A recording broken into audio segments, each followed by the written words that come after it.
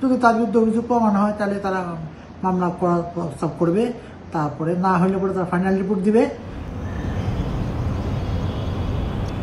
সাবেক পুলিশ মহাপরিদর্শক বেনজির আহমেদ ও তার পরিবারের বিরুদ্ধে ওঠা দুর্নীতির অভিযোগের অনুসন্ধান শুরু হয় গত সোমবার। বৃহস্পতিবার জানা যায়, বেনজির ও তার পরিবারের সম্পদের তথ্য চেয়ে আর্থিক গোয়েন্দা সংস্থা BFIU, joint stock exchange, sub registry office সহ 8টি প্রতিষ্ঠানের কাছে তথ্য চেয়েছে সংস্থাটি। মে মাসের প্রথম সপ্তাহের মধ্যে তথ্য দিতে বলা হয়েছে সংস্থাগুলোকে।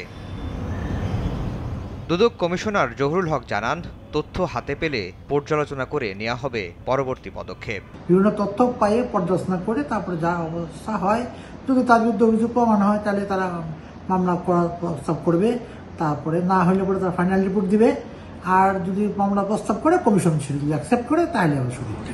তিনি জানান, অনুসন্ধানের স্বার্থে জিজ্ঞাসাবাদ করা হবে সাবেক IGP বেনজির আহমেদকে।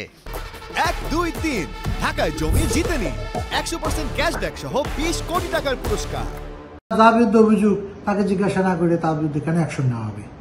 যার বিরুদ্ধে অভিযোগ আসবে তার বিরুদ্ধে তাকে জিজ্ঞাসাবাদ করে তথ্যপত্র নিয়ে তার কি বক্তব্য তাও তো আমাদের আইনজীবীরা শুনবে।